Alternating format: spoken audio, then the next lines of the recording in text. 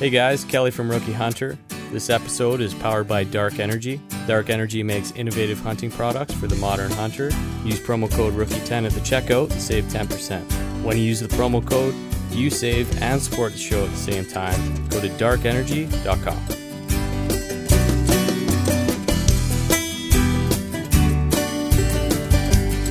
Hey guys, it's your old pal Mike here. This is episode 14 of the Rookie Hunter. On this episode, we're going to be talking about rifles, ammo, caliber. We're also going to jump into a quick conversation on field dressing and butchering. Both of these topics were suggested to us as recommendations by email. If you want to recommend anything or get in touch with us, our website is therookihunter.com. You can find all of our contact information, links to our social media sites.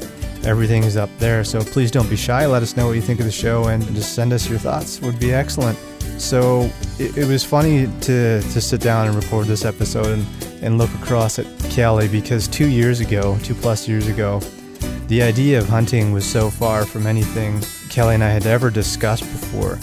So to see him kind of excited to talk about caliber and ammo and rifles was kind of hilarious in a way, because we've come so far in such a short amount of time and learned so much throughout this process. It was just a cool way to reflect and realize that there's so much to learn in this sport.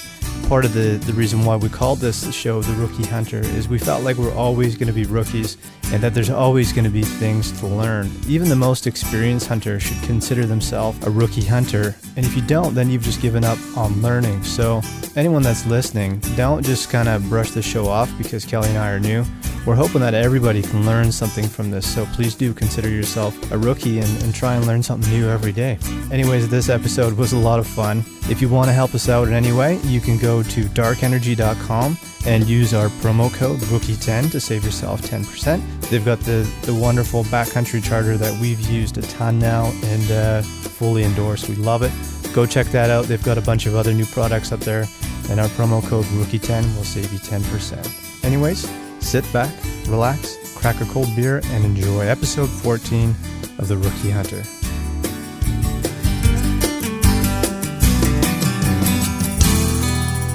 So this is episode 14. What's the date today? It's August 4th. And I guess the only thing we can hunt right now, Kelly, is snowshoe hare. And what else we got right now? Black bear, actually. We'd be able to, if we knew somebody with a property, we could get permission to hunt black bear right now. Yeah. I don't know anybody, do you? I don't know anybody. That would still have to be outside city limits, right? Yeah. And those might be garbage bears. They could be. In a way. So depending on, if we were somewhere like, say, up in the Caribou or whatever, maybe it would be worth pursuing. Yeah, I guess, depending on how much land you're talking. Yeah. So anyways, we got skunk, raccoon, or snowshoe hare. So snowshoe hare is what we can go for right now. I'm going to go for skunk. Nice. I hear they're delicious. Yeah, so we went, well, let's just let people know what we've been up to here. We went to the range, what was that, last weekend? Mm-hmm. And we brought both of our 22s. You've got a Ruger 1022, yep. Which do a PSA for that if anyone's got the same 22 as you. Yeah, I like the rifle so far. And I put a little Simmons scope on it, which seems to be working great. And we sighted it in at 50 yards. And yeah, I think anything up to 50 yards, you pretty much put the crosshairs on it. It's going to work. It was shooting well. Yeah, it was good. You made a few adjustments there, and she was looking good. It's just a fun caliber to shoot. There's no recoil whatsoever, so it's good practice. And I brought my 30-06 up there too. Yeah, I don't know why I didn't bring mine, but I didn't. But yeah, but after spending whatever shots shooting that 1022 and then moving to your larger caliber, it just makes you feel better, and you just relax, shoot, pull the trigger. It is a good exercise, I think, to start with something small like that, and there's like nothing as far as recoil goes. You could just keep popping those off all day long. You hardly blink. And then you just pretend that's what you're shooting when you shoot your big one, right? It almost reminds me of, I didn't play much baseball, but when you were warming up to go to bat, you know what I mean? And you'd swing 2 bats. Yeah. And then you'd go down to 1. Mm-hmm. And then the 1 bat would feel like a feather, basically, right? Yeah. It's kind of like that. You start with a 22, fire off a bunch of rounds, and then go up to the 30-06, and it kind of, it just removes that, like the hesitation that you're waiting for recoil. So it's good exercise. And the other thing, I have a Tika, and I switched out the recoil pad on it. So like the normal recoil pad on those Tikas is like a hockey puck. And if you, I can't remember what the model is, but it's a limb saver. And it has these little air cushions in it. And that made a huge difference. So like I was shooting with a t-shirt up there, and like I could just kept shooting all day, I felt like, which improves your accuracy big time. Like I'm not, at first, I was a little bit, I don't know, worried to pull the trigger with that thing. It's a light rifle, so it's 30-06, and I don't know. I mean, it does have some kick to it. So to put a recoil pad on there that absorbs all that, and you can wear a t-shirt and go out there and have fun, it makes a huge difference. Yeah, for sure. Yeah, you let me fire off a couple shots on yours too, and that thing shoots nicely. Yeah. We were shooting at 300.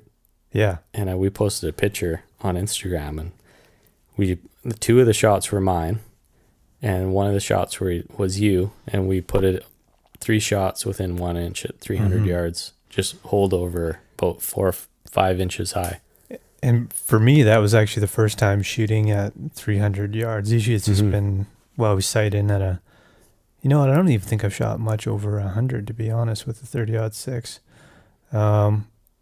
Just like visually looking, like whenever we were out, and we had the range finder sort of putting it on certain points. Whenever I look at 200 yards, I'm like, I don't think I would go much further than that. It looks pretty far when you're out there. So to go to the range and then shoot at 300 and have a nice grouping like that, it gives you a lot of confidence, right? I'll be honest with like going to the range when we first got up there. I don't know if you could tell, but I wasn't really digging it too much, just because it's not a relaxing environment to hang out in, especially when you're inside of a shelter like that, and you're getting the compression from everyone else's. Like it almost makes it amplifies it being inside of a shelter. So I don't know what those other guys were shooting, but it was just like just intense every single time, and the whole shelter's like shaking. And so I just went and kind of stood outside of it for a while whenever you were shooting, because it was so fucking loud in there. The one guy had a 300 Ultra Mag, so that's a big intense gun. Yeah. But anyways, it's we went on a long weekend, so it was probably busier than it would normally be, and there was a bunch of guys with handguns and stuff like that. So it was like constant, and I guess I'm just not used to being around that much. And whenever we've gone out to sight in our rifles, we usually just go to a spot and it's us, and I quite enjoy that. You know what I mean? It's like we're out in the bush somewhere, we maybe have a beer or something like that, and it's pretty chill. But when you go up there, it's not relaxing by any means. No. But on the other hand, where do you get the opportunity to like sit down somewhere comfortable, shoot at, a spot that's marked as being exactly 300 yards? It just gives you that extra bit of confidence. So like if it's not your bag to go to a range, go there anyways. And I left there feeling a bit more confident again. And what you want when you're out there is confidence, right? So yeah, those tables, thick cement or whatever they're made out of. And they have the seat with the cutaway on the table, so you can get the rifle like right in where it's supposed to be. We had a little rest there. You can actually adjust the seat heights and stuff there too. Adjust the seat height. Yeah. So if your goal is to practice and gain, for me, gaining confidence in the fact that the rifle is not the issue is key. Like I want to know 100%. And after those 3 shots at 300, I know if I miss something up to 300 yards, it's not my rifle's fault. And that's what I wanted to know. And knowing that gives you confidence, I think. Totally. Yeah. So and if we see something at 100 yards, you're in your mind, you can be like, yeah, well, we were able to, get a grouping at 300 yards like that. Even, it's just like we've said that over and over again, anything that improves your odds of success by even a small percentage makes all the difference. And if you're mentally confident, that's going to increase your odds when you get to that moment where you see something, you know what I mean? If you're, thinking twice about everything, which is probably what happened on that first opportunity with those whitetail bucks that we saw, and that we were both, I think, in our heads too much and second guessing, and we lost out on a good opportunity there. It kind of reminds me of golfing. Like, if all you're thinking about is hitting the back of that ball, you're going to try to kill it. You're going to pull something. You're not even going to strike that ball solidly, right? But if you're just thinking about your swing and going through the ball and pretending the ball isn't even there, you're going to hit it solid. What's going to happen is going to happen. Yeah. So I kind of try to think about that with shooting too, is like, don't worry about what's going to happen after you pull the trigger. Just keep your eyes open, breathe. When the trigger goes off, it's going to go off, and everything that you react to after that is after the bullet's already left the chamber, right? Yeah. But if all you're thinking about is pulling that trigger and when it's going to go off, you're probably going to be reacting before the bullet leaves the gun. Yeah. So it's tough, though. You got to definitely practice. For sure. That golf analogy is a good point, because I used to mountain bike a ton, and there was a point when I actually got pretty good at it. And I remember getting into like this certain state of mind where like you're flying down the side of a mountain and you're launching over logs and rocks and stuff like that, but your mind slows down. And like I remember this one moment where I was just thinking about like what I had to do the next day, and I was thinking very calmly while everything was ripping by me at like crazy speeds, and reacting really quick to a changing trail and stuff like that. Mm-hmm. So I think that being able to sort of be in the zone like that came from being confident on my bike, because I spent so much time on it. And I think it's the same thing with hunting, just like you're talking about with golfing, is like the less you're thinking about what's happening, you know what I mean? And you just know what you need to do, and you set yourself up and go for it. That's huge. Definitely. Yeah. Anyways, I don't know where I was going with that. It's all about practice. Yeah. Muscle memory. Yeah. So, you can go and fire a couple of shots and be confident in your rifle, but I think the more we go to the range, and I want to go up there again with you, with my 30 6 and just make sure I felt good with yours. And I feel pretty good about mine, but for some reason I always get it in the back of the head, like, what if I had my rifle in the car, or we had it on the quad, you know what I mean, and we were bouncing around quite a bit, like, what if I didn't knock my scope a little bit and didn't even know? So I right now, like, I don't feel 100% confident, but if we go to the range again, you'll be 100%. Restore it. I don't know if you like, I was sighting in that 1022 for the first time, so I was shooting quite a bit of shots through there, and I was kind of like, oh, Mike's like, he might be thinking we're taking a while or whatever, right? But no, not at all. I was thinking, like, and even myself too, I'm like, well, how many shots do I really got to take to sight this thing in? And then I was, through experience, if you just half-ass it and I think it's good enough, that's going to come back to bite you. Like, if it takes you an hour to sight in that thing, take the full hour and make sure that you're 100% happy. And it's going to be so much better when hunting season rolls around. Yeah.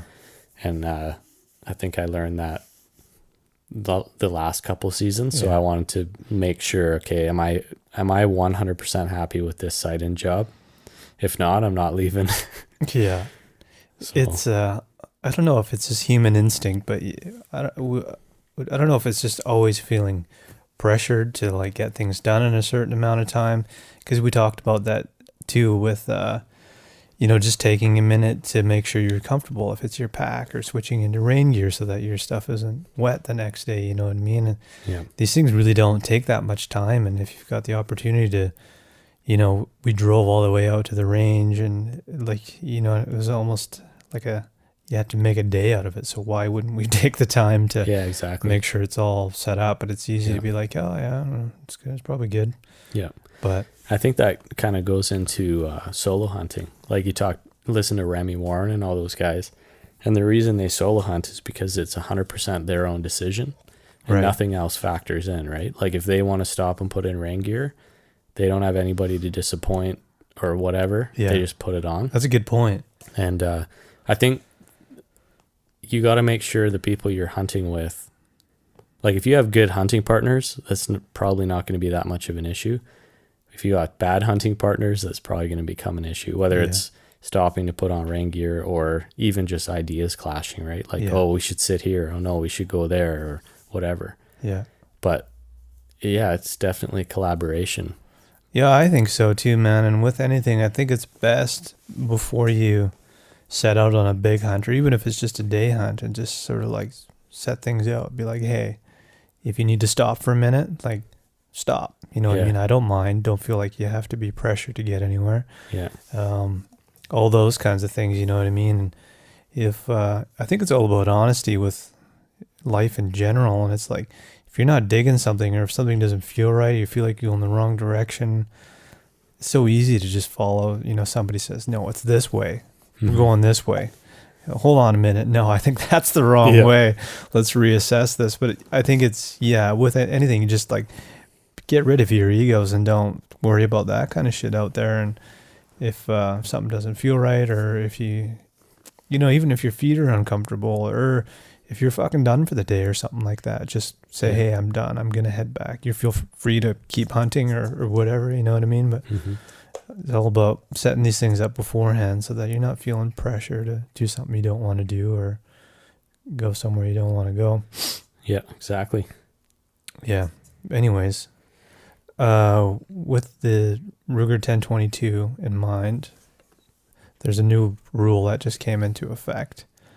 We don't know much about it, but you own that 22.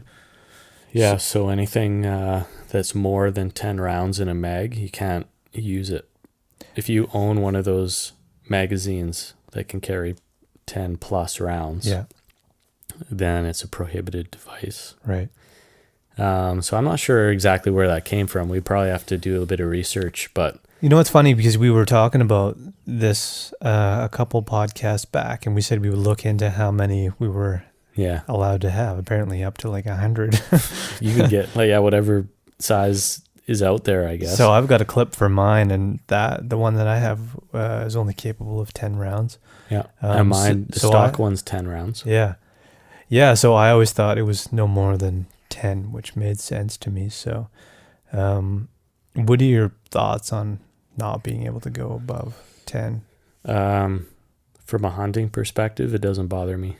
Yeah. Because really, I don't want to walk around with a big clip hanging out the bottom of that thing anyways. And if it takes me 10 shots to hit a rabbit, then I probably shouldn't be hunting them. Yeah. So some guys were pretty vocal about this, because I saw it pop up in a few places since then. And I think they're actually at the range, there was a little bulletin there saying, like, stick up for the rights of your fellow gun owners and sign the petition to fucking get rid of this law. But I don't know how I feel about that one. And, somebody listening to this might think that it's their right to have more than 10 rounds, but I don't think it's necessary, to be honest. I don't see myself, like, I don't mind firing off 10 rounds and reloading a clip. Yeah, me neither. I think it's more of a shooting thing. Like if you're just a shooter and you enjoy kind of shooting a bunch of rounds back to back like that, I could see you being disappointed. But from a hunting perspective, I wouldn't use one anyways. Yeah, me neither. I don't know. It seems kind of excessive. Whenever, you can get into the whole gun debate and all these things that happen, especially in the US, and they do happen on occasion up here in Canada. But I always feel like that kind of stuff if it gets in the wrong hands, can have some pretty serious consequences, right? Yeah, small gun like that, and you got 50 rounds loaded in there. 50 to 100. I mean, it's a 22, but I mean, really, I don't think self-defense in Canada is really a big issue Yeah. as far as firearms go, but that's always a big argument down in the States, right? And it's like, well, what do you have for self-defense? So 22 is probably the best option. It's not going to make you deaf after the first shot. I know Bill Burr has a comedy act on that, but Right. yeah, I mean, you could do damage with a 22, and I don't think having people run around with, 50 or 100 of them loaded in might not be a great idea. But I don't care either way, basically. Yeah. It's like if that's something you want to have, cool. But I'm not really going to go out of my way to stop that. Yeah. Anyways, if somebody's listening and has a reason why, they can contact us and let us know their thoughts on it. But that's mine anyways. I think it's more from a target hobby type perspective. Yeah. The people that use those, not necessarily the small game hunters and stuff. It's my thoughts, but yeah. Anyways, so if you own one of those, keep that in mind. We kind of got way off topic here and we didn't do our usual. Kel, what's on tap today? We're drinking Postmark Saison. So nice. I think we drank Postmark the last time. It was the spruce tip or something like that. Spruce, yeah. That was a good one. That was really good. They actually used spruce tips in part of the production. And if I remember correctly, I think there were some antlers on the label of that one too. Yeah, some elk antlers. Nice touch. Approved. This one's good. I prefer the spruce tip, I think. But yeah, I don't know. I'd like to have them back to back, and it's been a while. Maybe one day we should this would be an excuse to have like 6 different kinds of beer, but we'll line them up and do a blind test and see what we like better. A blind taste test, yeah, for sure. And I've also got a guess what I have, Kelly? I'm going to say 4 Winds. Mm-hmm. Nectarous. Good call. It's nice and hot here again in the Okanagan. And if you've been listening, you know that Kelly and I love 4 Winds. So I grabbed us a Nectarous. Once we run out of this, we'll switch. So there's our beer pairing for today. I won't go into too much of the mail that we got, but today's episode is sort of based on some of the emails we got. So we're going to come to this at the end, but I don't think we're going to go into too much depth. But we got an email from a friend down south, and while I'm mentioning our American friends, we're doing really well as far as downloads and everything in Canada. Like we're doing really well on iTunes in Canada, and iTunes is kind of where it matters. So there's been a lot of people leaving ratings and reviews for us, and that's really what kind of helps this podcast to become successful. And we're doing great in Canada, so thank you to everybody. But anybody who's listening in the States, if you're listening through iTunes, if you don't mind, please go to iTunes and leave us a rating and review. We need some help down there to kind of get more listeners, and the more people who do ratings and reviews kind of helps bump us up in the ratings and stuff down there. So if you don't mind doing that, thank you. We really do appreciate it. Anyways, Tyler Schrader was the guy that contacted us from, I can't remember where he is. I'll look it up. But he wanted to know about field dressing and butchering and skinning and all that kind of stuff. So we're going to touch on this at the end of the episode.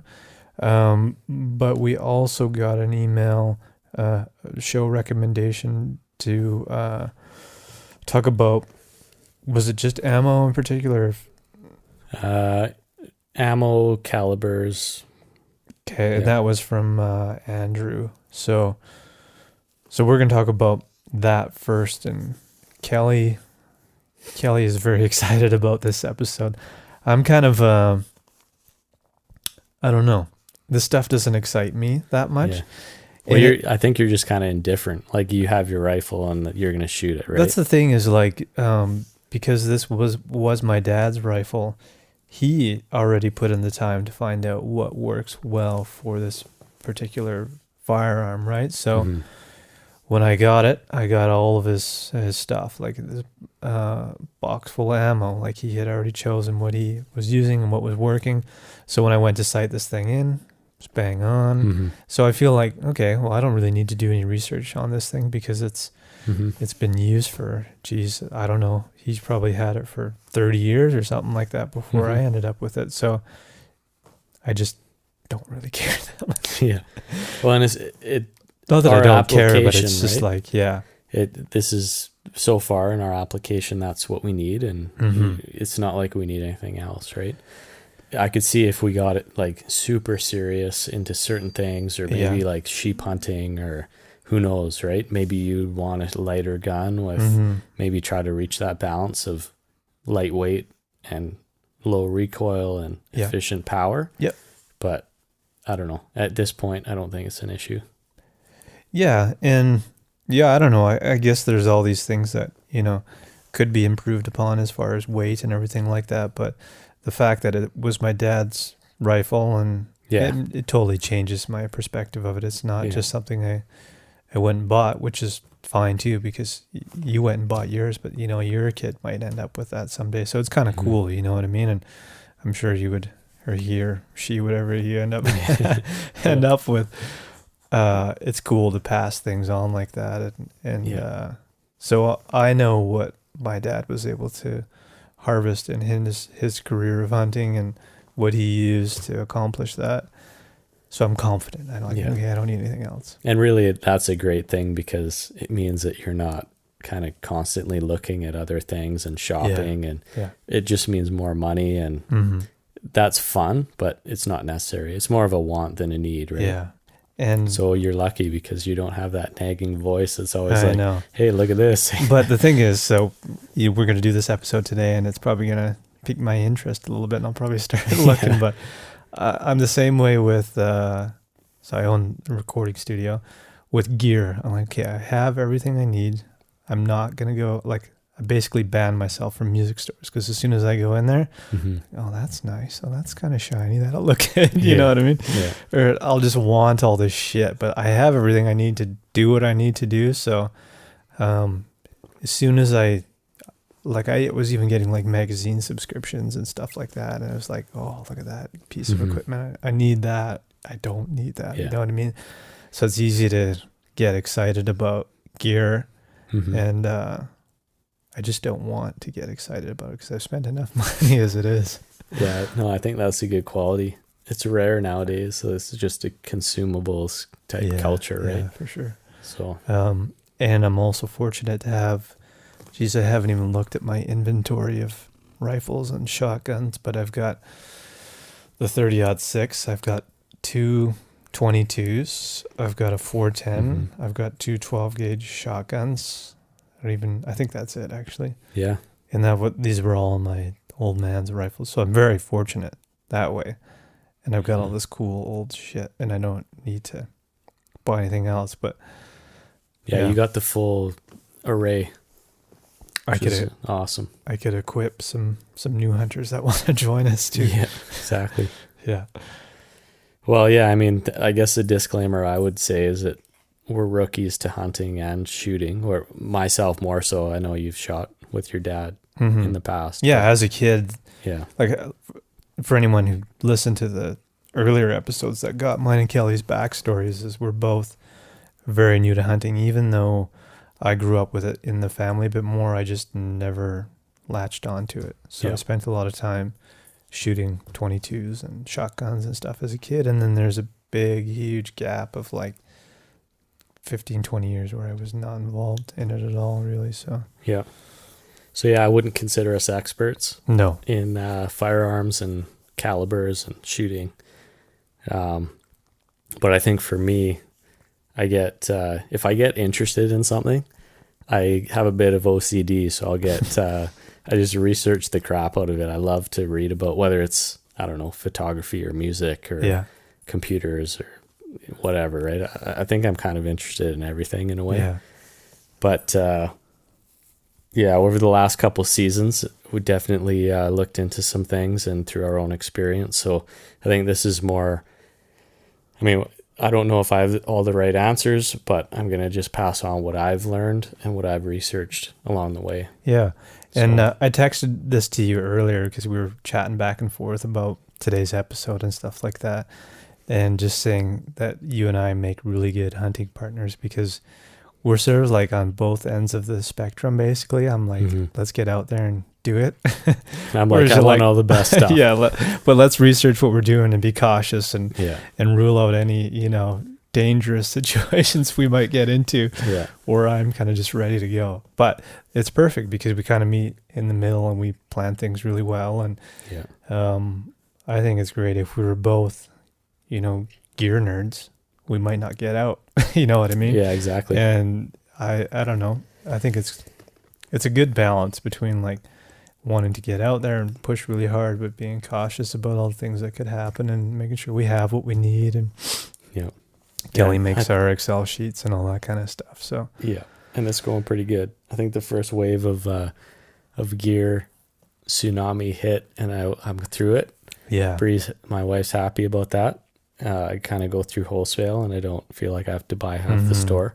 But it takes a while to build up your initial inventory, right? Yeah. And there's a lot of stuff you do need. It could be a survival issue or whatever. So you don't want to cheap out just because. You want to make sure you have some. And I say that I'm not a gear nerd, but I just did that Juan de Fuca trail and bought a whole whack of stuff. So I was looking at... You need what you need, right? Filters and all that kind of stuff. And you know what I mean?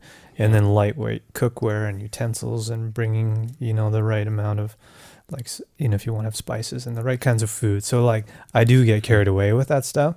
But it's like relieving to me when you've like, okay, I got all this. I don't have to look at that anymore. I can just get out and do it. But it is fun to research all that stuff, man. For sure. So anyways, you did all the research for today. I'm going to let you. I'm going to jump into calibers. I'm going to crack the Nectarus while you get into it. Well, I got a question for you. Okay. Obviously I know what your personal preference is, but what's your personal preference and why? For what? Caliber. So I don't know if I even said it, but I've got my dad's 30-06, and it's an old German rifle. This thing's pretty old apparently, and I had to bring it to a gunsmith, and the guy said it was like one of the first rifles to ever go into like full on production, so like being mass produced. Yep. So we were just talking that your rifle is kind of is very similar to a Weatherby Sporter. Yeah. And the interesting thing is I had to get the bolt was acting up, so I had to get some work done, and he pulled this part out of a Weatherby and modified it slightly to fit into mine. And this guy was excellent because we had taken it to a different gunsmith back in the Kootenays, and he said, there's no way I can fix this. Basically hang it on the wall and just, frame it and retire it. Luckily, I was pointed in the direction of this other guy, and he was able to fix it. But he had to sort of machine his own part out of the one that he pulled out of a Weatherby. I don't even know what it was. But anyways, so what came along with that rifle was my dad was using Remington 165s, and he shot moose with that, elk, deer. Actually, I think that was sort of the main three things that he was into. He wasn't into bear hunting or anything like that. Yep. But it would work. Yeah, for sure. Right. He had there was some other stuff in there too, but I think he just went with 165s with everything. He was just confident with it, and that's just what I've stuck with. There was also within that stuff was a box of Winchester 165s. I don't know exactly what they were, but I talked about this before, and when we were going out to sight in, I was all over the map with those ones, and I was getting frustrated. I thought I thought my sighting was off or something like that, but then I switched back to the Remingtons, and it was perfect. So yeah, just like the Remingtons better. Yeah, so that is interesting just to see how different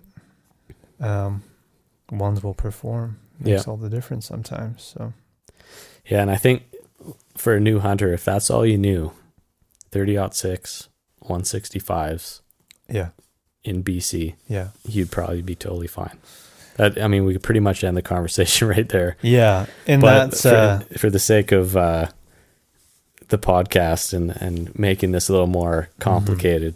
So my I think we knowledge should get doesn't in. go any further than that. So Kelly, take it from here. Because Yeah. you've been shopping around too, and your wife's going to kill you probably. But Yeah, she hates that when I, hey, have you, so this rifle with the whatever caliber, Yeah, and she sure just she- responds, nope. yeah. But anyways, I guess what I'm going to go on to with caliber is that, you see a lot of guys, especially in BC, it's the 300 Win mags and the 300 Win short mags and all that kind of stuff. Yeah. And I think it's really a balance between accuracy. Like, can you actually shoot a rifle that has quite a bit of recoil like that versus the power that caliber holds, right? So, I mean, we're musicians, so I think about back in the day, I didn't grow up with, amps in my house and all this kind of stuff. So when we started playing live, I thought, I got to get a Marshall half stack, Yeah. tube amplifier that's 100 watts. And we had two of them on stage. Gary had one too. Yeah. And we're playing bars with these things, and I thought after a while, why am I doing this to myself? Like, why am I packing this thing around just to put it on 3 out of 10, right? Yeah. And it's not good for the amp either, because you get more out of it by putting it on 7, heating those tubes up and actually utilizing it, right? Plus you're packing all the extra weight around that's unnecessary. Those things weigh a ton. It's just not smart. So through time, through like 15 to 20 years, I've now learned that if I could have a Fender Princeton tube amp that's 12 watts tube, put some pedals in front of it if I need, that is going to do everything I need it to, and it's going to sound even better. Yeah. So it's a bit of a learning curve, and I think it's similar with firearms. Yeah. Yes, it sounds cool to say I have a 300 Win mag, or I have a 338, or whatever the case, right? But it doesn't mean it's absolutely necessary. So it's kind of that want versus need thing. Yeah. But I don't know if for a lot of guys that are just getting into this, I'm sure a lot of guys that do hunt already know about Chuck Hawks, but if you go Google him, he's got a ton of good articles. He's a long-term gun writer that I think he's retired at this point, so he doesn't really have any, biases in terms of he has to promote one thing because they're promoting or paying for it or whatever, right? Yeah. So he was saying, if you're picking a rifle and it's your first one and you're not that experienced, try to keep it, or even if you're a hunter and you are experienced, why not try to keep your recoil between 10 and 20 pounds? Right. And we shoot 30-06, and like 8 people I know shoot 30 caliber. 4 of those are 30-06. One of our buddies shoots a 308. 2 of them shoot a 300 Win mag. I know one guy that shoots a 270 WSM and another that shoots a 270. But for BC, it seems like 30 caliber is pretty common. Mm-hmm. So, and it's funny, it's like a lot of the old guys around here, they all seem to end up with a 30-06. yeah. You know what I mean? The younger guys like all the powerful stuff, but Yeah. And it's kind of like what's new, what's hot. yeah. It's interesting. But the 30-06 is about 20 pounds of recoil. Right. Which, I mean, depending on the weight of your rifle, I've got a Tikka T3 light that is pretty light, and you can definitely feel it. That's why I switched that recoil pad. Yeah. I think your rifle might be a pound heavier or so, which is good in terms Probably, of yeah. recoil absorption, right? But I don't think you want to be too much higher than that. As soon as you start getting higher, it affects your accuracy. And even the 30-06, it takes practice, especially if you're a new hunter, to actually be confident with that thing. Yeah. So I would just, I guess, advise people to not go for the most powerful cartridge just because it sounds cool or looks cool, but try to get the minimum amount of recoil you can and still be an efficient cartridge for whatever you're going to hunt. Right.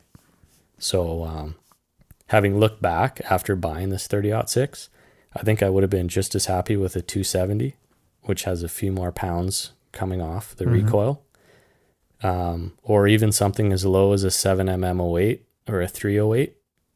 Those are short action cartridges. Right. So they're kind of like a 30-06, but like smaller, less powder, and either neck down to a 7mm cartridge or a bullet. So I think if I was going to buy a second rifle, I'd probably go that direction. I think I'd go smaller rather than higher, and I'd use that gun for everything except moose. Right. And maybe a bigger bear. Yeah. So I don't know. That's kind of my key point.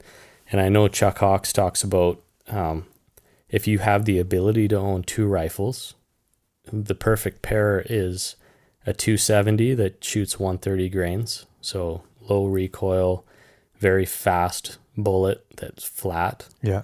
You can use it for long range hunting. And then your other gun would be a 30-06 with a 180 grain, which you could use for moose, grizzly bear, all that kind of stuff, right? Because the problem is you can have one rifle, but if you only have one rifle, you got to go back to the range and re-sight in every time you want to switch that bullet weight, because it's going to change things. Right. So it's not exactly a good idea to just be shooting a 180 the whole time and then say, oh, I'm going to throw on this 150 and see how it goes. It's like there's a live animal in front of you, right? It's like having a Strat and a Les Paul. Yeah, exactly. And leaving the volume the same. Yeah. Because as soon as you plug in the Les Paul, the pickups are twice as hot. So you're going to blast the crowd, right? Yeah. So it's interesting stuff. It's fun to read about. So obviously, so far, I'm thinking 270 30-06 for BC. Right. You're not going to make a mistake if you go with one of those calibers.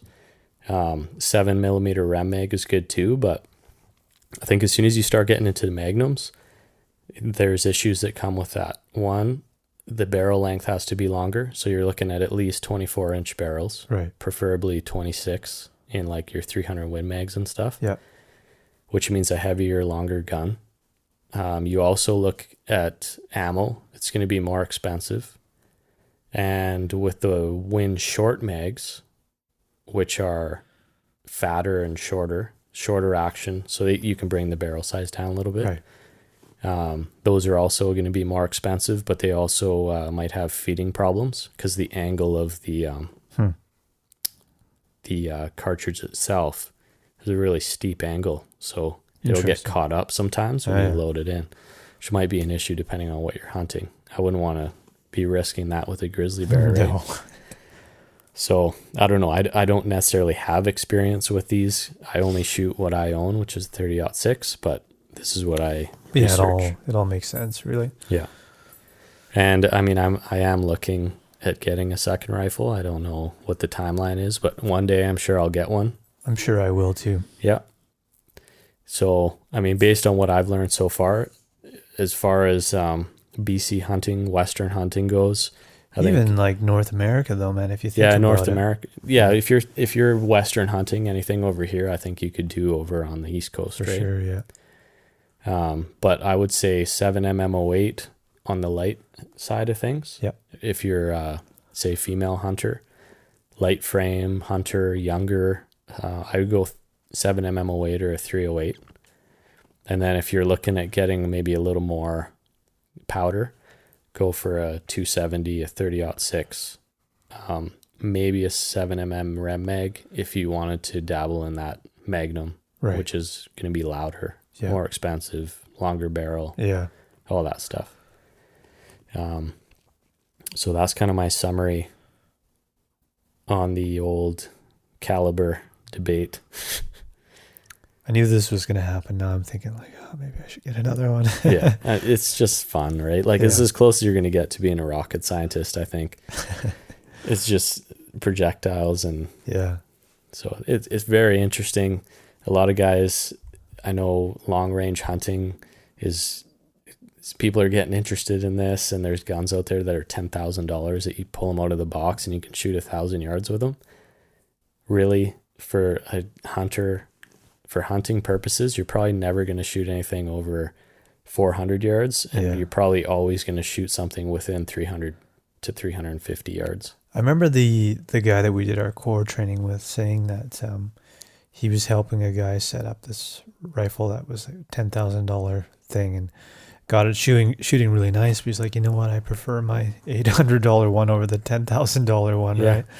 So I guess if you're somebody who has the money to spend, Yeah, go for 10 it. grand, go for it. But I wish. yeah, but there's something to be said about these cheaper firearms that just shoot really well. You know what I Yeah, mean? like the The- Tika. Yeah, exactly. That's an excellent firearm for anybody who's thinking about getting into it at a Yeah. fairly reasonable price point, right? Yeah, and I've heard the Savage is really good. They have the Accu stock and the Accu trigger, so they found a way to have a trigger with super light that's still safe, and it's got the secondary trigger. So as you're pulling it, it depresses, and then it eventually catches the actual trigger, and then it'll go off. So I'd be interested in looking at one of those too if I was going to buy a next one. But I think if I was going to buy a second rifle, I think it'd be a 7mm 08. Yeah. And I tried to find a light rifle that had a really short barrel, like a 20-inch, because with that caliber, you can actually use that short of a barrel. Right. And it's super low recoil. It would be higher given the lightness of that rifle, but I know Randy Newberg, check him out. He uses 7mm 08 for elk, and he has no problems. So it's about, can you shoot the rifle, and that's more deadly than how powerful it is if you're shooting like a foot off the mark, right? Yeah, for sure. Yeah. So that's calibers. Nice. What's next? So we get into a little more detail here. We start talking about the ammo itself. And I think this is where the initial email came from, right? Like, what ammo do you use? How do you know? I think ammo is all about expansion and the ballistics. So once you got your caliber figured, I'm going to assume everybody knows what grain of the bullet is and all that. But there's a couple other specs that you want to look into. One of them is sectional density, which is the calculation that compares the bullet's weight to its diameter. So you could technically have a skinny bullet that penetrates better than a fat bullet. Right. And I think a lot of people get stuck on what grain is the bullet, and that's going to judge what I'm going to hunt with it. But if you think about, like I got an example here, 7mm 160 grain bullet has a sectional density of 0.283. They say anything over 0.27 is what you need for like elk and moose and that kind of stuff. If you look at the 30-06 or 30 caliber bullet in 180, so you would think that would be the bullet to use, right? Yeah. It actually has sectional density of 0.271. So it's got less sectional density because it's a fatter bullet. And all things equal, the 7mm actually has more potential to penetrate that animal. The problem is everything else is never equal. So you ought to take into account, okay, what's the velocity? What's all that kind of stuff, right? So that's a whole other thing. But just something to keep in mind is pay attention to that SD number.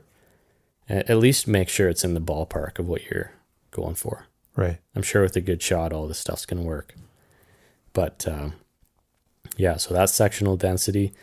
And then you got ballistic coefficient, which is basically the air resistance of that bullet, how well it travels through the air. And there's a couple things that they're doing as boat tail.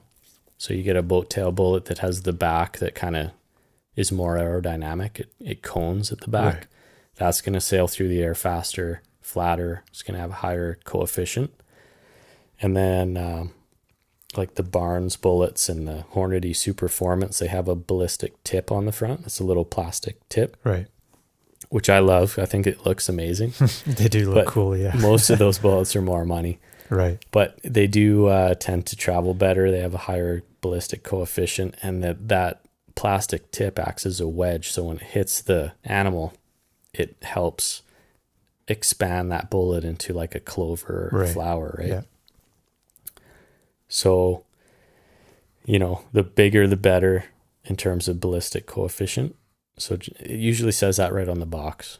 And I try to look at anything that's about 450 or higher. At least I know, like, well, it's pretty powerful, pretty high ballistic coefficient.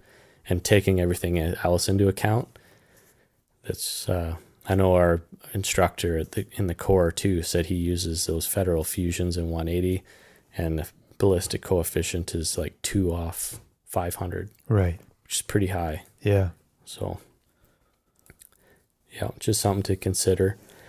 I mean, once you get past all that kind of techie stuff, you really got to make a decision on, are you going to shoot lead core bullets, or are you going to shoot homogeneous bullets or solid copper bullets?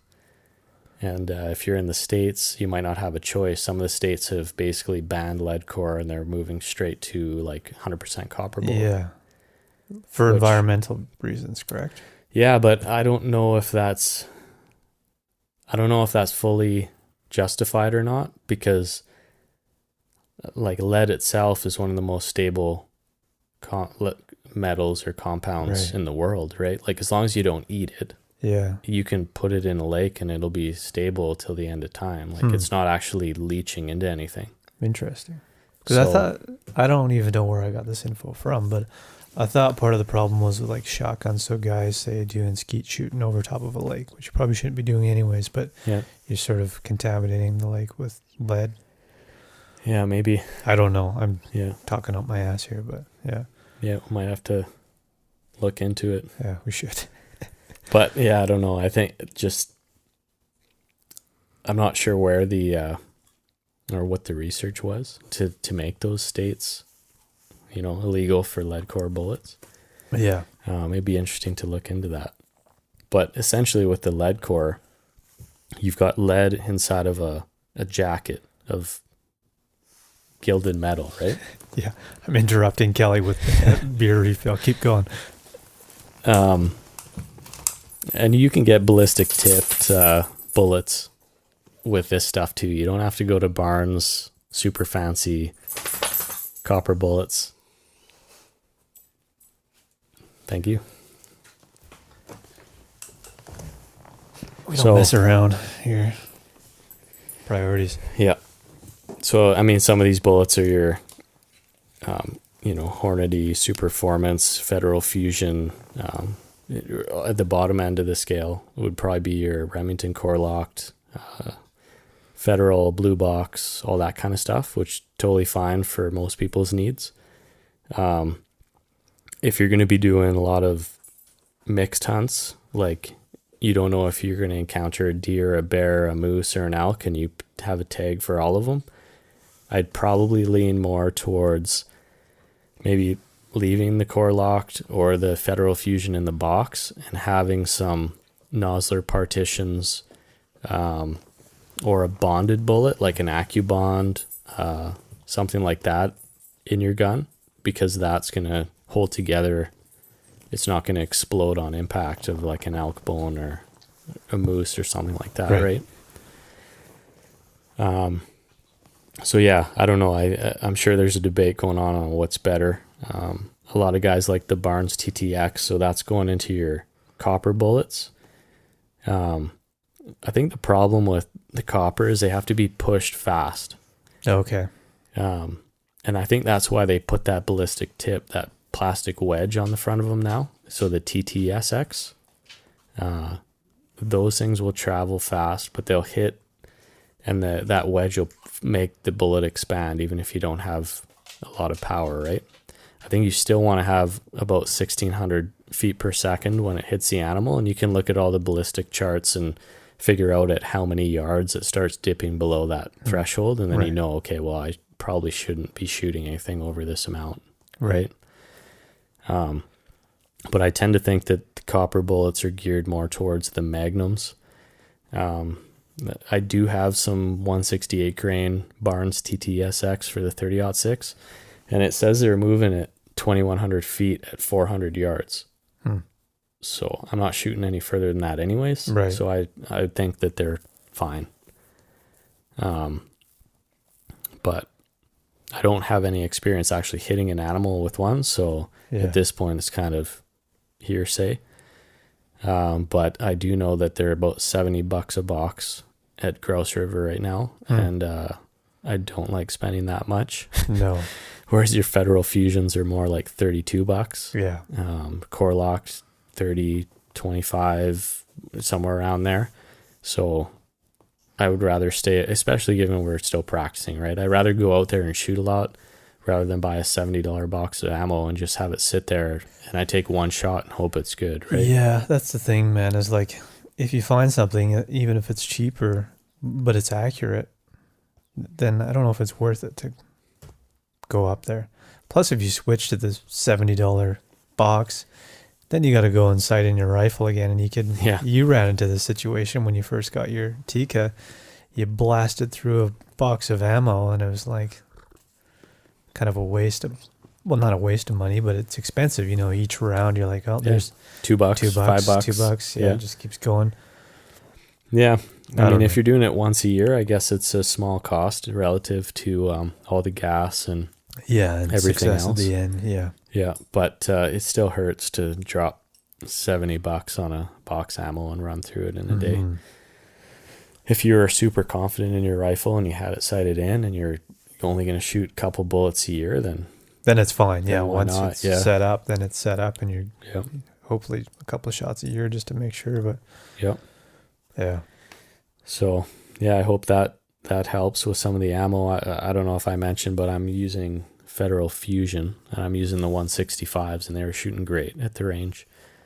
And from what I hear, the Federal Fusion is good. It's a bonded bullet, so I think it holds together pretty well. But I think it's actually made mostly for deer, but depending on what grain you're using, it should be pretty well rounded. Right.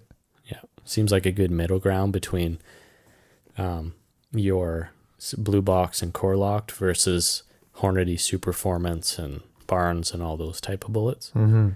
So yeah, just trying to hit a balance there. Yeah. No tip on those. It's just a exposed lead right at the front, so that helps the expansion of that jacket. Yeah.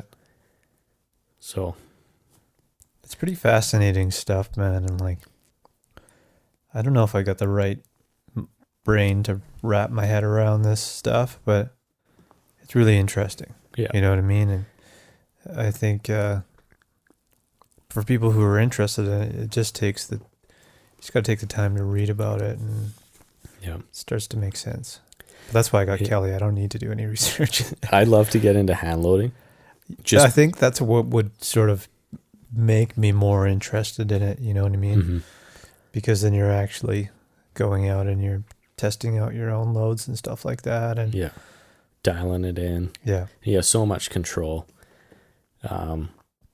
It's kind of like making your own arrows for archery or something, right? Yeah. Like you just feel more, or tying your own flies. Yeah. Yeah, for sure. So yeah, you feel much more involved, and I still think it's as close to a rocket scientist as we're going to get. Yeah. I just think that's pretty interesting. All the math and aspects involved, right? The trajectory. Yeah. It's pretty cool. All those books have all the numbers in there, and you can work on it until you're dead pretty much. You'd probably keep learning until you can't learn anymore. Yeah.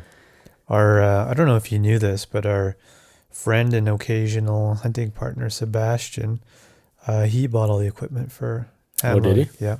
Nice. So the poor guy was in a pretty crazy incident. He got hit by a car on his way home from work. So I think, that's something that's good for him to focus on hunting. I don't know if he'll be able to get out this year because he did suffer from a bit of a brain injury, but he's all set up. Landon went over there and helped him get everything ready in his garage, so he's ready to go. Awesome. And I'm sure we can go over there and maybe set some shit up too. That's the cool thing about, we've talked about this many times, but when you've got a circle of guys that you hunt with, you can all sort of invest in gear, you know what I mean? Yeah. And if you hand load, you're all shooting 30-06. Yeah. You need one kit. Exactly. Yep. So he already bought it, so we're off the deal. Yeah, but it's the same thing with when you get into, meat processing equipment. We've got a basic setup now with my KitchenAid that we can use, but I'm sure we'll get to a point. Sorry, Bree, if you're listening, but your garage is going to be set up, I'm sure, at some point where it's like, we can butcher everything, process it. Everything's like conveniently sort of set up, Mm-hmm. That's the way I'm envisioning your garage at some point. Yeah. Hey, if you have any drawings, just send them over. You got a big garage, so. Yeah, But yeah, that's the beauty of hunting in groups. for sure. Yeah.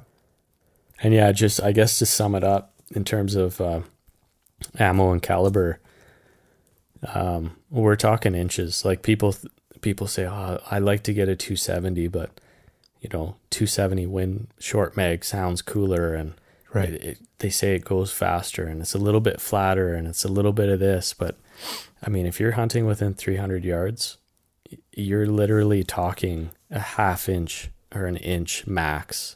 The difference between my 30-06 and somebody else's Win short mag is literally like, I don't know for sure, but it's probably within 1 to 2 inches, probably 1 inch at 300 yards. So are you willing to spend more money on the cartridge, having a Magnum, loud, potentially putting brakes on things? You probably wouldn't even want the 270, but Yeah. it's just, the more I read about this stuff, it sounds cool to me, but I don't want to go there. Right. Because I don't think it's necessary. I just think it's cool. Yeah.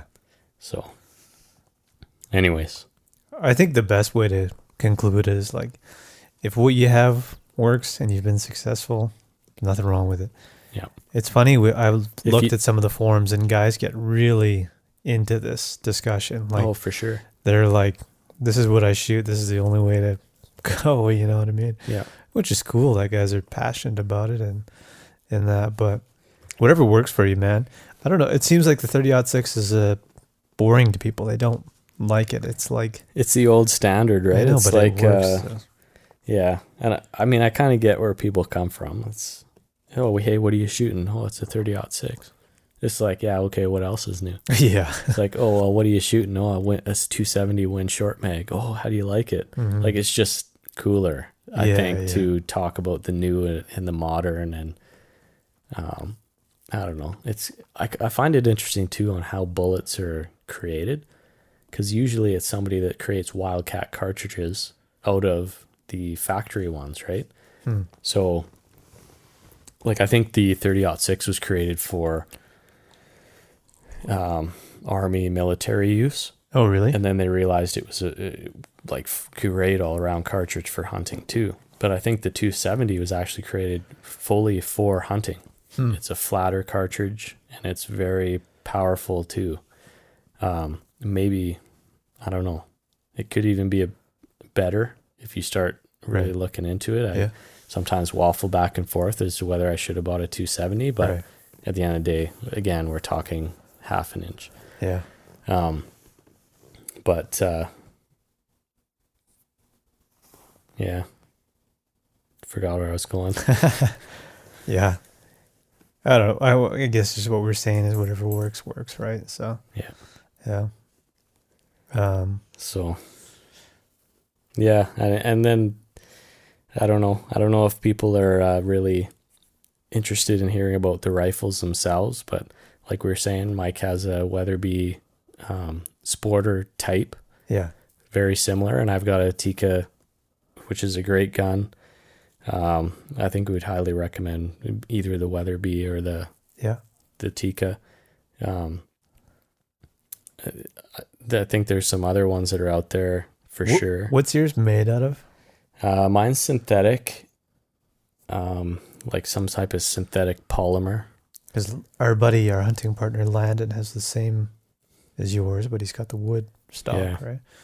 And I love wood stock rifles because I love like music, it's like acoustic guitars or whatever, right? Music. Yeah, a piece of wood is just it has its own character. Yeah, and each one's going to be somewhat unique as far as wood grain and But at the same time, there's so many nice rifles out there that are synthetic stock, and mine is a little bit hollow.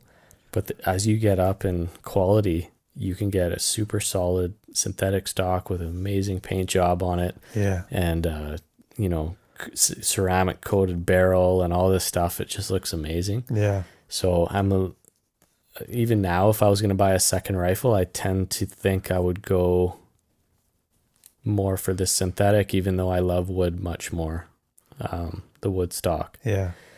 So I don't know. I think it's a tough one. Whenever I see a rifle with the wood gun stock or the wood stock and lever action, that's gold. That shit makes me go crazy. Yeah, the old Western like cowboy lever action. Beautiful, yeah. Yeah. Yeah.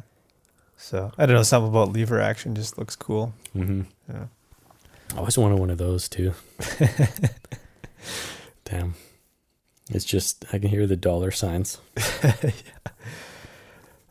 But in terms of like usability and application, it's pretty tough to beat. I was looking at the Howe Alpine mountain rifle in a caliber like 7mm08. Keep the barrel down to 20 inches with no compromise in accuracy, and keep the rifle light. Really nice Hogue stock, really cool looking hunter green with stainless barrel and all that kind of stuff. Yeah. And I don't know. I mean, you could take that thing anywhere on any hunt and not worry about weather whatsoever. Yeah, you could throw it in a creek. You can do whatever, and you don't have to worry about it. So that's what attracts me to that type of rifle. Yeah, no, it makes sense. But yeah, I'd love to. One of the ones I was looking at was a Saison Bavarian, I think it was called. And it has more of that European slant on the stock.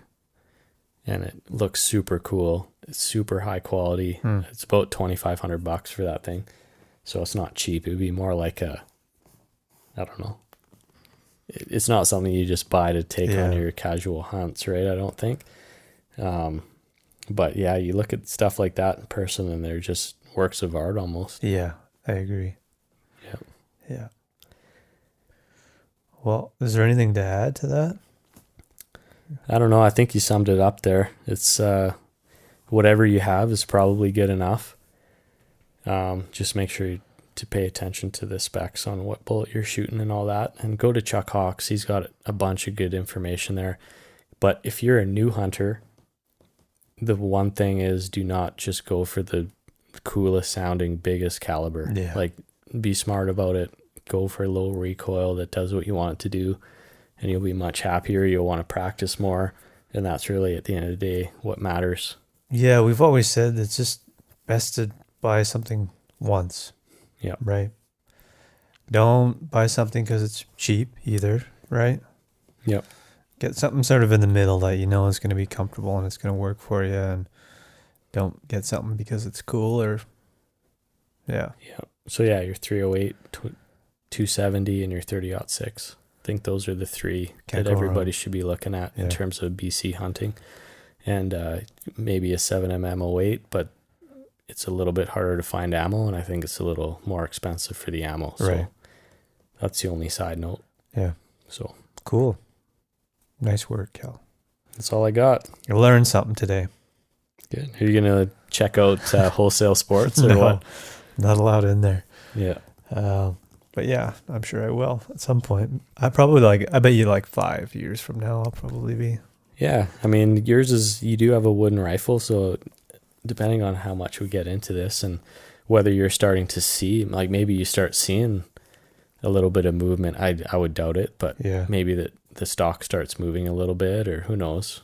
Like, it is wood, so it kind of has a life of its own. Yeah. You never know. And if you were to buy a new rifle, you could go with the same caliber, but it's kind of nice to have a different one. And then that's where you start getting into all this. Mm-hmm. So I think a lot of people are in that situation. Yeah. Yeah, for sure. Yeah. Sweet. Well, so we talked about, I got excited about the idea of doing the second half of this related to field dressing and butchering and all that kind of stuff. But the more we thought about it, the more we realized that it's really hard to sort of explain something without visually showing, you know what I mean? So, what did I say his name was? Anyways, I mentioned him in the beginning. Tyler. What we would recommend is just to go on and look up YouTube videos. That's going to be the best way to do it, as much as I would love to talk about butchering and field dressing. It's really, that's how you and I prepared ourselves to do it, was just sort of reading and watching videos. And it was almost, the night before each time we would go out hunting, and we hadn't had any experience at this point, but I would always sort of like read through something or watch a video the night before we went hunting, so that if we were successful the next day, that was still fresh in my mind, you know what I mean? Because it's easy to watch video and then it could be months later when you're actually successful.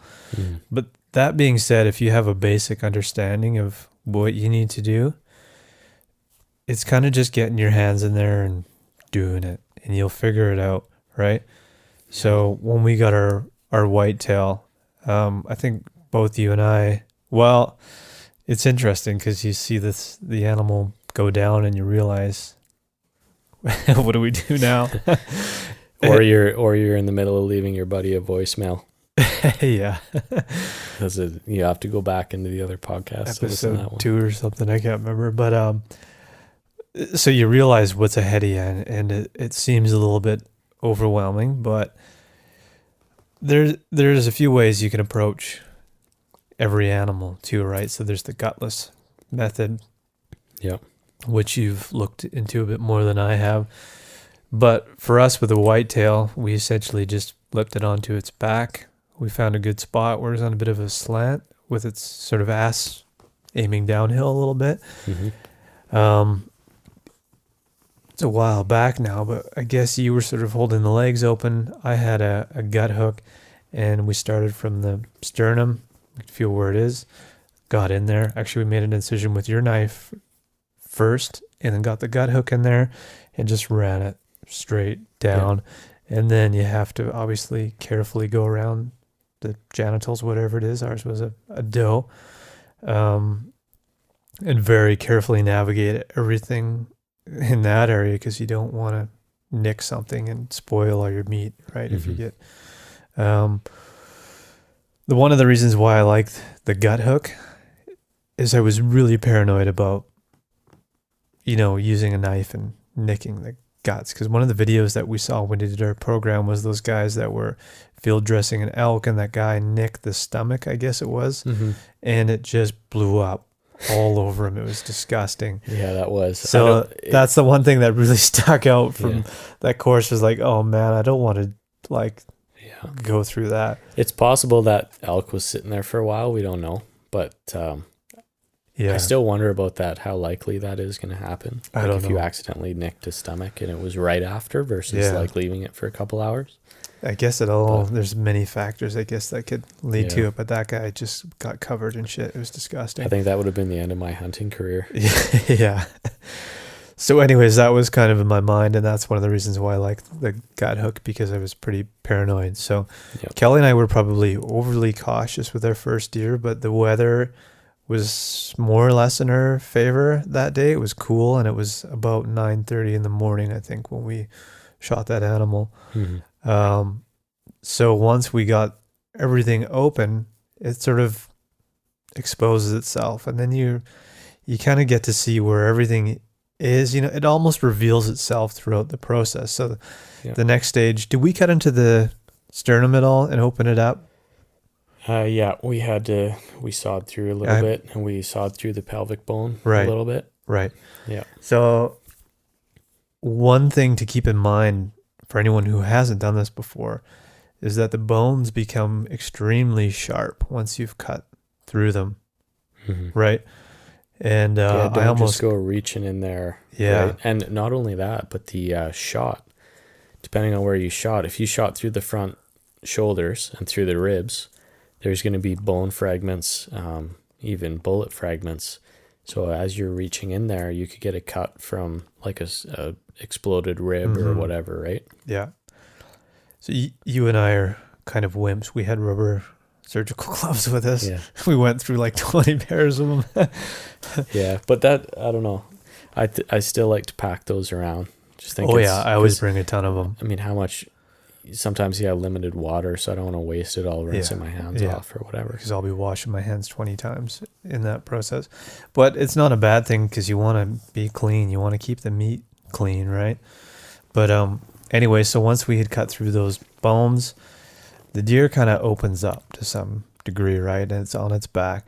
And then what you need to do is reach up to the top of the windpipe. I think you actually did that part and cut the windpipe. And you instantly, everything sort of like you can hear it slide down. Yeah. And then you want to cut around the diaphragm, loosen that up. Yeah. And then it really starts coming down. Yeah. And then one of the things was we had cut through the pelvic bone, but I expected it to kind of slide out. You know what I mean? But one of the things I was really worried about at that point was that it was going to catch the bone because it was sharp and then cut open. So I think we messed around with that a little bit and we finally kind of got it figured out. We pulled it all out eventually. Yep. Backtracking a little bit, cutting around the anus too was sort of tricky. Yeah, I wonder if we should just buy one of those butt out things. Probably. I was looking at them at the store. I had one in my hand and I'm like, it was the only thing I was going to buy. I didn't want to make it look like I was just going to the store to buy a butt out tool. Yeah. Yeah. You know what I mean? Like, yeah. Well, it's not hunting season. It's 2 months early, but I really need to get a butt out tool for next season. Like it didn't seem right. Yeah. Actually, so now that we're backtracking, that's kind of what was hanging us up a little bit in the end. It wasn't quite loosened all the way. So you need to cut a circle around the asshole and get it all loosened out, but it wasn't quite ready. You know, I think we still had some more cutting to do, and we were very careful because as we were sitting there was actually shit falling out of the deer's ass. Like they just let go after they've passed, right? So, I mean, we didn't want to be careful. Well, we didn't want to contaminate any of the meat. So anyways, we got it all out and it wasn't as bad as you would expect. But again, we had watched so many videos and did a lot of reading and we're fairly confident, I guess, that we knew what to do. So I think the main parts is just being careful that you don't nick anything because you can spoil your meat very easily, right? You'll figure it out. I have no doubt. Yeah. But there's 3 videos that I think you should watch. Not you, but listeners. One of them is called How to Easily Process Your Own Deer Meat, and it's on the growingdeer.tv channel on YouTube.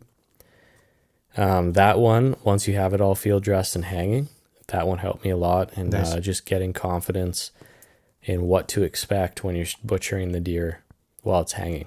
Did you watch that before we butchered ours? I watched that before, and I knew, like, as we were going through it, I was kind of like, well, yeah, I watched a video and it said if like you should be able to feel where this goes into that and where this goes into that, and that was the video I watched. So that one's huge.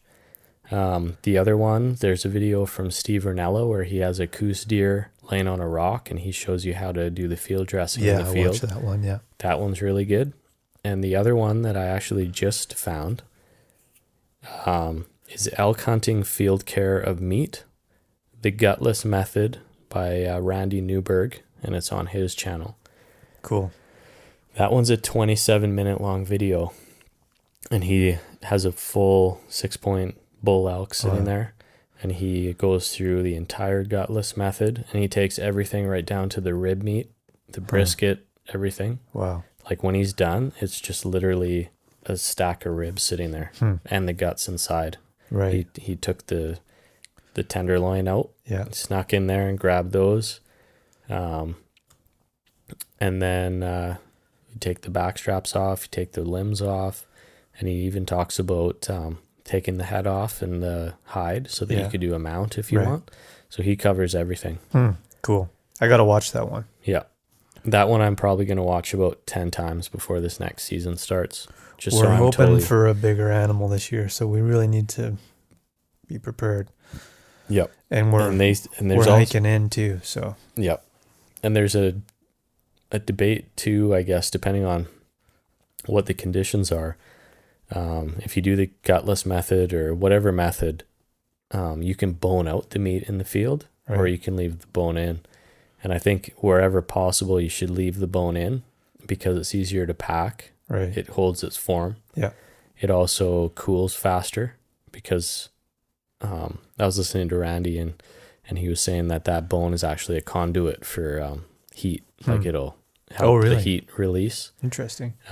If you have a big sack of boned out meat that's just mashed together like a bag of marshmallows, it's not going to evaporate. Like the heat isn't going to leave it as well, there. Right? There's less surface area. So if you're in a position where you have to bone it out because you have to get it all out, and the weather's hot and all this stuff, like if the conditions just call for that, then fine. But otherwise, probably stay away from boning it out in the field till you get back home. And plus, you can use all the marrow and shit like that too. Well, yeah, that's the other thing is making for cooking. If you're good at that type of stuff, then the bone is awesome to have. Or the dogs can eat it. Yeah. Yeah. The more you can use, I think it's just more so gratifying, right? Yep. Less you leave behind, but of course it depends on your situation. So. Yep. Going back to the butchering part of it, the muscle groups really do reveal themselves as well. And it was kind of cool because you took one side of the deer, I took the other side. We had it hanging up, sort of, in your garage. Yeah. And it was cool because we were both pulling, we were kind of working on the same section of the animal at the same time. And we were both like pulling off the same parts at the same time, like, and then sort of identifying them based on images that we had, and we knew what everything was, and we were labeling all the bags, and basically each, cut we would pull off would go directly into the freezer, and so it's not as bad as you might think, but I think the key thing is taking your time if you have that available to you, if it's not too hot, and making sure it's really clean. I think we did an awesome job with that thing. We weren't. Yeah. No, it was awesome for sure. We weren't fast, but we didn't need to be. So, yep. I loved it. I really enjoyed it. I was really tired after that day, though, and I had to come and work all night too after that. Yeah. But I was exhausted from that, and that was a small white-tailed doe, right? But again, confidence. When we get something bigger, I'm going to know that we were able to tackle that, no problem.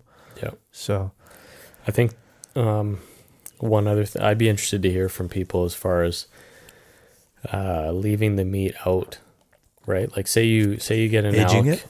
Well, no, but in the field, like say you get an elk, you quarter it, you bring it back to camp, and you hang it. Yeah. And you can't leave that day. Right. And it's September. Yeah. What are people's, because we don't have experience with that. I can't say that, I did this and the meat got a little bit kind of rotten on the outside or whatever.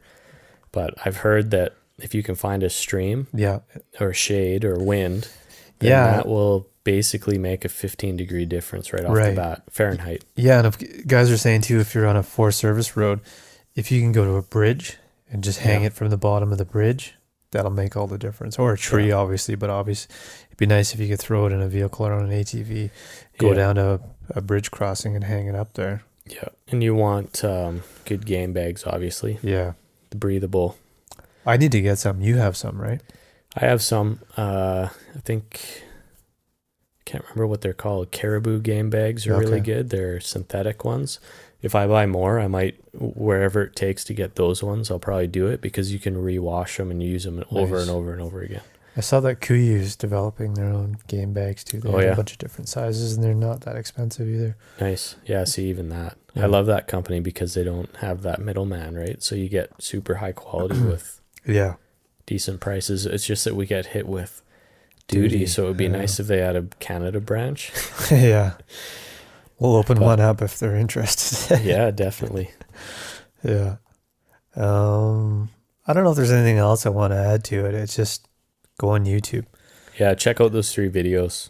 He was asking about rabbits in particular. So I did watch a video. It was Stephen Ranellis because I went out with my 22 the other day. Just ripped down a logging road. I didn't see anything, but I just, again, wanted to familiarize myself. And it was Stephen Ranellis' video that came up right away. And basically what he did was made a cut sort of behind the neck on the I think it was the snowshoe hair, and got his fingers in there, pulled it back, and it just pulls right off basically. And then the hide will sort of stay on, and you just cut the joints on the foot, the rabbit foot, and it just pops right off. And then sort of the same idea as we just talked about the deer, opening it up and cutting the pelvic bone, all that stuff, and then it should all slide out. Again, it just sort of reveals itself, and then you cut the head off and everything too. Yep. Yeah, it's more one of those things where you just got to do it. If you overthink it, it's just going to hold you up. Yeah. And people have been doing it for a million years. So. And rabbits, you got to open them up as fast as you can. Cool those things down. Yeah. Cool.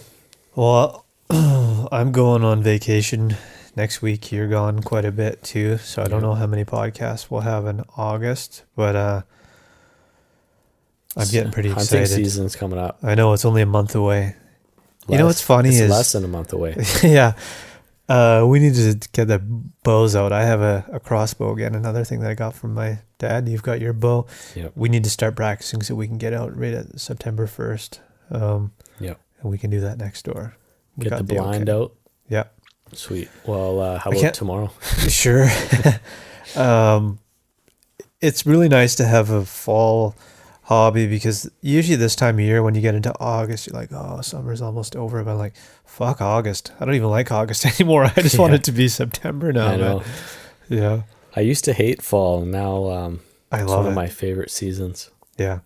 Because you get to go out and experience. Because, I don't know. I mean, I love the outdoors, but I like doing it when it was June, July, August, because it was so nice. Yeah.